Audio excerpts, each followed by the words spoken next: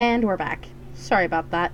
Apparently, because I was trying to do one screen instead of two, it just wanted to look at the top screen, despite the fact that I said to do the main screen. But that's okay. We'll just do it this way. This way seems to work best anyway. So yeah, anyway, as I was saying, we're gonna make sure to try and stream this on not only Sunday to try and get through at least one ending. Hopefully it isn't the one ending that I always seem to get when I start, which usually ends up with me dead. And again, about 5 out of the 6 endings, you end up dead, so, you know, it is what it is. But also on Tuesday, I will be streaming, because that is when Zero Escape Time Dilemma drops, and I will be buying that game so freaking fast. Like, I don't care. I am gonna get it, and it's gonna be in my Steam, and it's gonna be right here for all of you to watch. So, let's get started. Come on. Oh, I should probably hit play.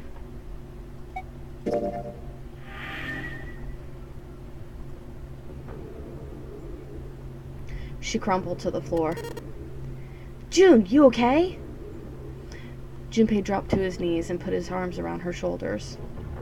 So if you remember last time we were playing this, we just opened that door after that dickweed ran in, like, used his abilities to, well, his abilities, quote unquote, his knife. He used a knife to threaten another girl in order to make them open the door so he could get in and leave everybody else behind, and he got a swift punishment in the form of getting blown to fucking smithereens. So we opened the door to go look and see, well, what happened. And apparently Jude is not a fan of gore. I'm not a fan of gore either. So, yeah, that was when he noticed.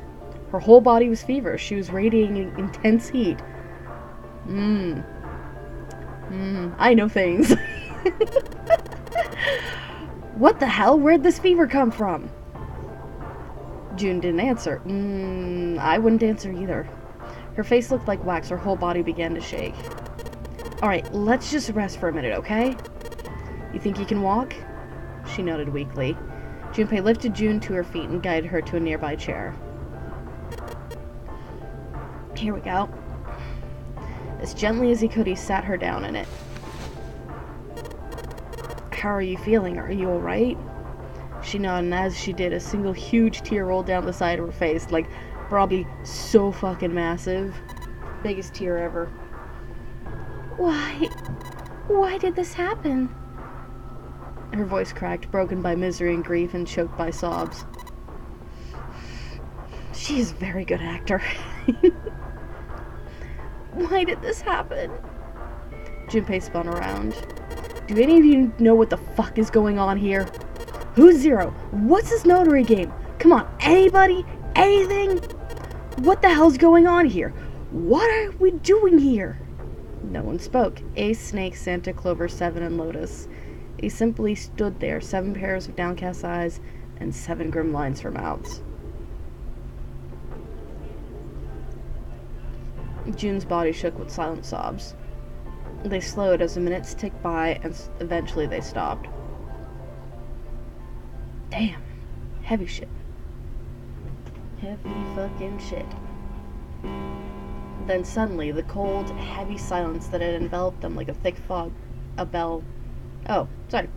In the cold, heavy silence that had enveloped them like a thick fog, a bell began to ring. The clock in the central hall. 7, 8, 9, 10 times. You wasted another fucking hour. And then on the 10th ring, it stopped. The sound of the bell faded away into silence. It's 10 o'clock then, Ace said, what each of them had been thinking. That means it's been an hour since Zero's little announcement. I don't have a deep voice. I mean, I do, but not deep enough to be a man. And I don't remember how I made him sound before, so, you know. This is a problem when I don't play it day to day. when I don't take stock of my voices. I burn them too easily. Seven's deep voice echoed across the room. Fuck! I've had enough of this crap! Santa leapt to his feet, his fist clenched. How long are we gonna play... How long are we gonna pussyfoot around like this? We've only got 8 hours until this time limit Zero was going on about is up. Let's get going already. Go! Go! Santa's outburst fell on deaf ears. Nobody seemed to agree with him. They stared back at him, their eyes blank and their faces tired. Finally, Lotus spoke. No, I refuse. I'm not going to end up like him. Him? You mean the ninth man? Of course. Who else? In his mind's eye, Junpei saw the corpse again. Oh, yeah, yeah, that's exactly what I wanted to remember right now. The dark reddish-black pool of blood, the scattered pieces of flesh. Blech. Blech. Organs strewn across the floor like a blossoming of... Oh, Junpei, why? Junpei, no. Why is your brain so active? Oh, yeah. Because you're a sick fuck. Organs strewn across the floor like a blossoming of a grotesque flower. The explosion that had torn through his body had been powerful. Yeah, I imagine so. Oh, God. The right man's neck had been twisted at an odd angle. Junpei suspected the detonation had thrown him against the wall. Half of his face was crushed, and the other half was covered in blood. Most of it, his abdomen had been emptied, either by the explosion or by gravity. He had landed on his back, stark white ribs jutting up out of his chest like the legs of some macabre crab. Yeah, thanks, Junpei. Junpei felt something flip in his stomach, like your dinner. I think he just screwed up. Eyebrows went up and Santa continued. He probably set off some sort of trap, and that killed him. I'm not gonna screw up like that. I'm getting out of here alive.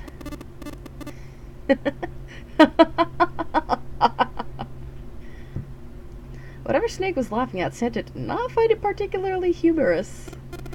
What's so goddamn funny? Oh, my apologies. You were just so very confident. I couldn't help myself. What the fuck? I think you've mistaken the situation. Huh? The ninth man's death. It had nothing to do with the trap, or at least not the sort of trap you imagine it did. Then, he broke one of Zero's rules. That was why he died. Quite simple if you think about it. You still don't... Alright. How about you take a moment and think back to what Zero said? Specifically, what did he say about the number of people? He said only 3 to 5 people can pass through one numbered door, right? And after that, you've forgotten the relevant part. What did Zero say? Santa furrowed his brow in thought. Junpei thought back. Zero said that only 2 people can go through? That only more than 6 people can go through? Or that everyone who verified had to go? I think that everyone who verified had to go. All those who must enter must leave, and all those who enter must contribute, right? I think it was something like that. Whatever it was, it means that groups of less than 3 or more than 5 can't go through. And that is correct. A gold star for you, Junpei. Snake inclined his head toward Junpei. The ninth man, however, broke that rule. He tried to pass through a numbered door by himself. That was why he was executed. And Zero's watching us from somewhere, making sure we don't break any rules. Oh, I'm not so sure of that. Why not? Because this execution system is entirely automatic. Didn't you notice? There's no need for him to monitor us. What do you mean? Snake looked at Seven with what could only be described as pity inside. Very well. I see it must be me who tells you. I've waited long enough, I suppose. I'd hoped Zero might spare me the trouble, but that seems increasingly unlikely.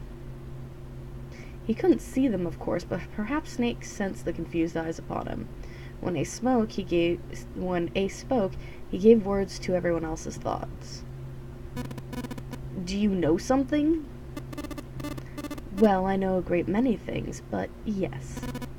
What is it you know? Here. Snake removed a card from the pocket of his jacket.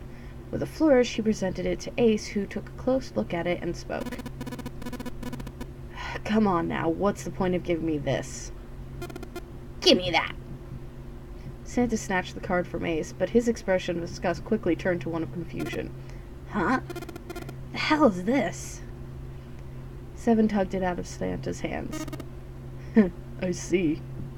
The card went from Seven to Lotus, from Lotus to June, and finally to Junpei. He looked at it and understood. It's Braille! Braille, the written language of the blind. The card was covered with small, embossed bumps. Junpei could recognize it, but he certainly couldn't read it. Sorry, guys, I can't read this. Junpei handed the card back to Snake, who nodded at him with a small smirk. Okay, that was fun. What's so important about that card?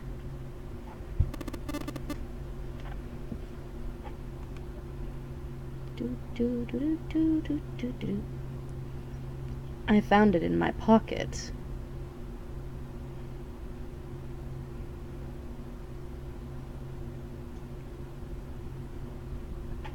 That's apparently why it's important. He found it in his pocket.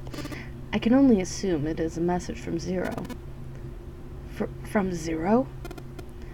A message? What does it say?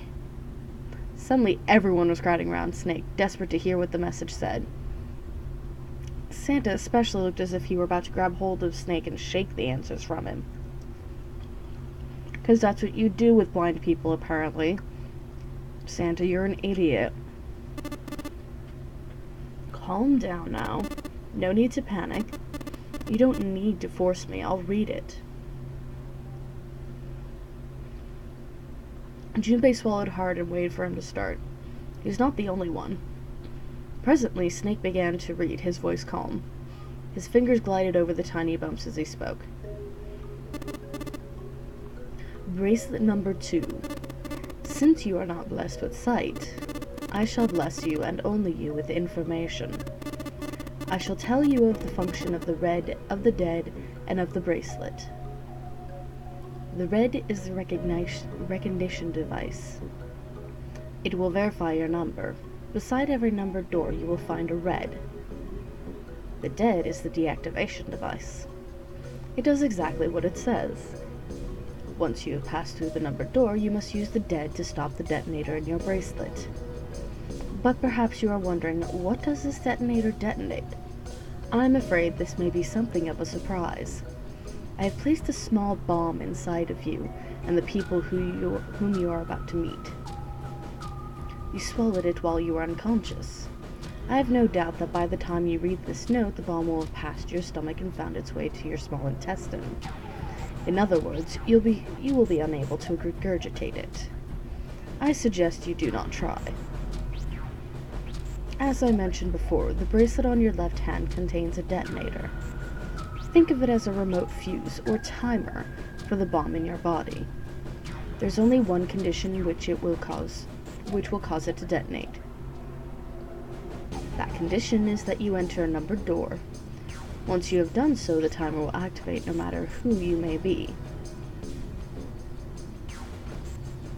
You will have 81 seconds. If, after that time, the detonator has not been deactivated, it will send a signal to the bomb in your body instructing it to explode. In order to deactivate the detonator, every person who verified their number at the red must also verify their numbers at the dead. Once all of the numbers have been verified by the dead, you only need to pull the lever at its side, and the countdown will cease. Anyone who does not verify their number at the red will find themselves unable to verify their number at the dead. That is to say, if you should pass through a numbered door without first verifying your number at the red, in 81 seconds you will be dead.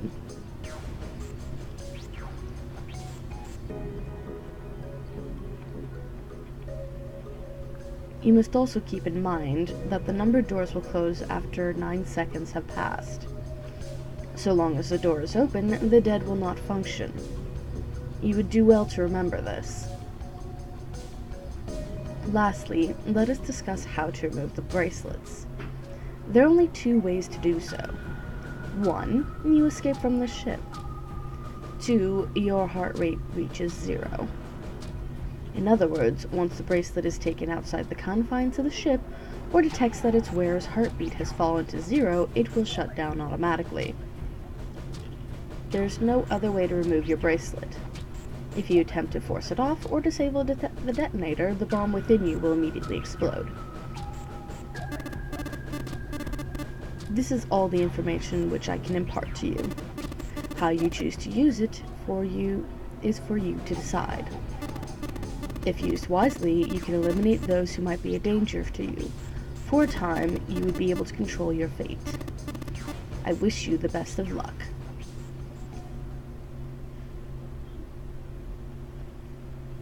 AKA, he has the ability to kill people until he reveals that information.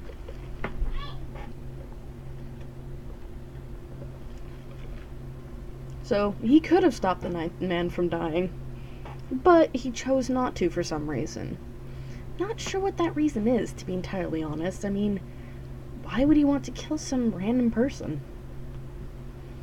Snake finished reading and carefully returned the card to his pocket. The message had been lengthy, but its meaning was clear.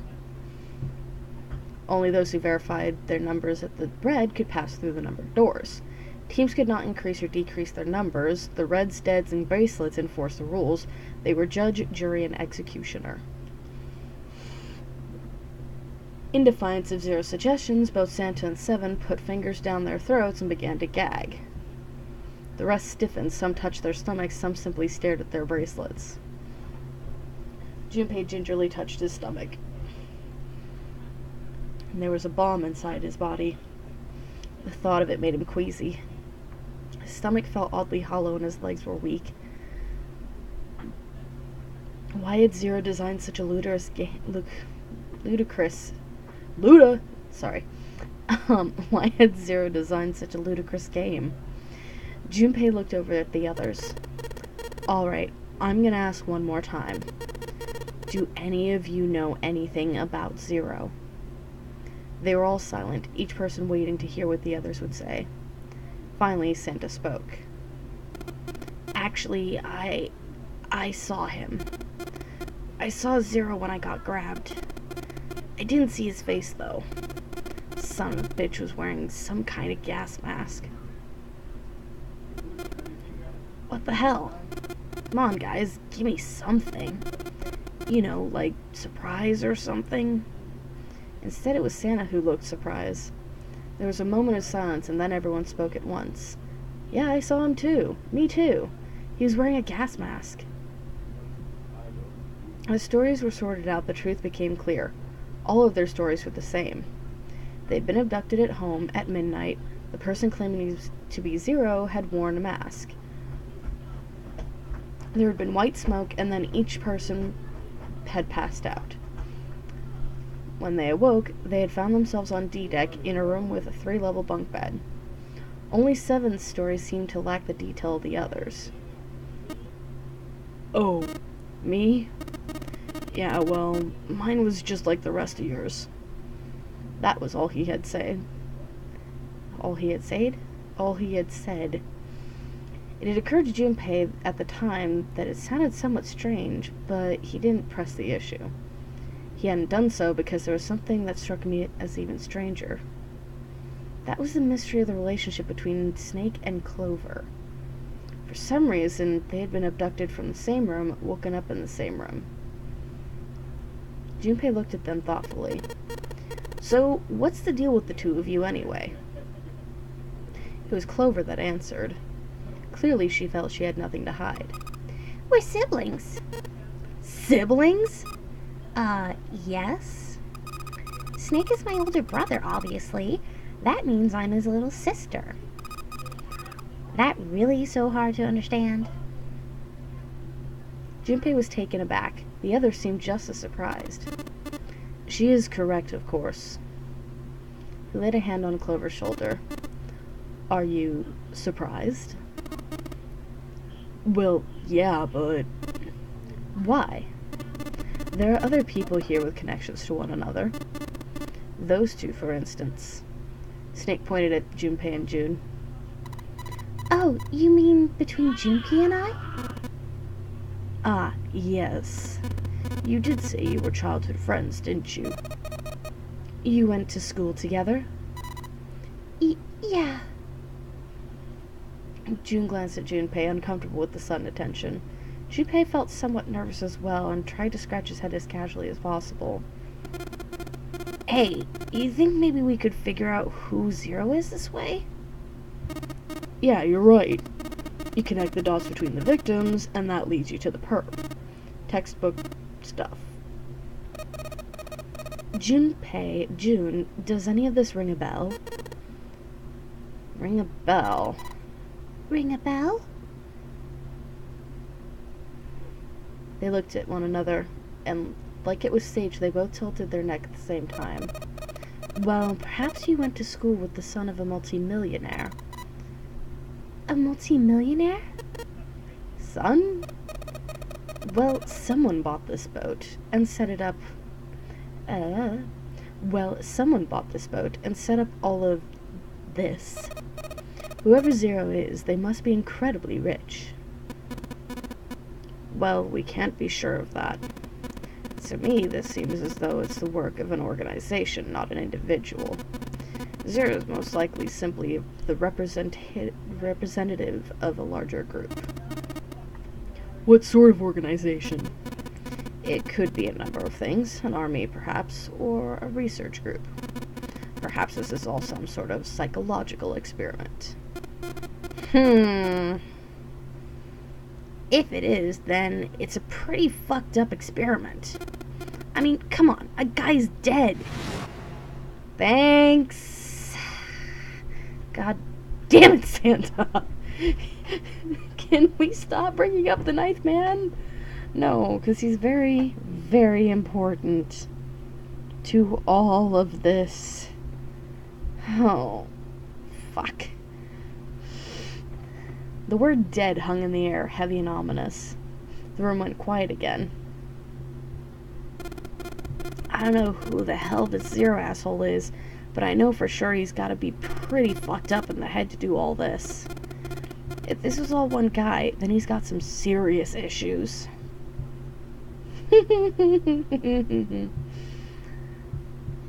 Even with the specter of death hanging over them, their discussions continued for some time. In the end, however, they learned nothing, and wasted an hour, no, half an hour doing so. No, an hour and a half apparently. By the time they were finished, 1.5 of their 9 hours were gone. All they had to show for it was impatience. Man, look, we only got 7.